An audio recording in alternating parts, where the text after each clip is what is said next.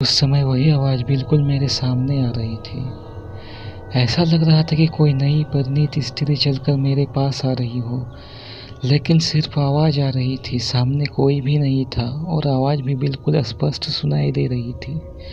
छन छन छन। मैंने मम्मी पापा को जगा दिया और सारी सच्चाई उनको बता दी।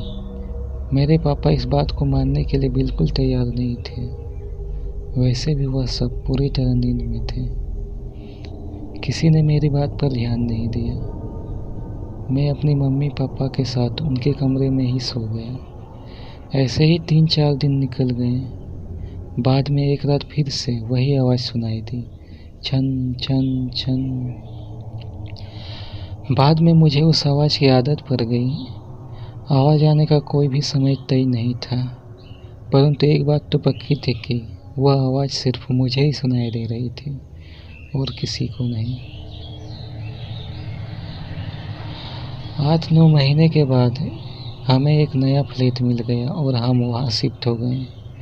उसी फ्लैट में हमारी जगह जो नए लोग रहने के लिए आए थे वह हमारे जान पहचान के लोग थे। उनका बेटा मेरा बहुत अच्छा दोस्त था और उनका फैमिली भी काफ़ी बड़ा था। एक दिन वह अंकल हमारे घर पर आए और हमसे पूछा, क्या आपको कभी कभी कोई आवाज़ सुनाई दे रही थी? बस यही बात सुनकर मुझे पूरा यकीन हो गया था कि वह कोई मेरा वहम नहीं था। उस अंकल के पूरे परिवार ने वह आवाज़ सुनी थी। आखिर में मेरे पापा को यकीन हो गया कि मैं झूठ नहीं बोल रहा था। बाद में उन लोगों ने घर में पूजा पाठ करवाया। हमने यह बात जानने की कोशिश की थी कि उस घर में आखिर क्या हुआ था।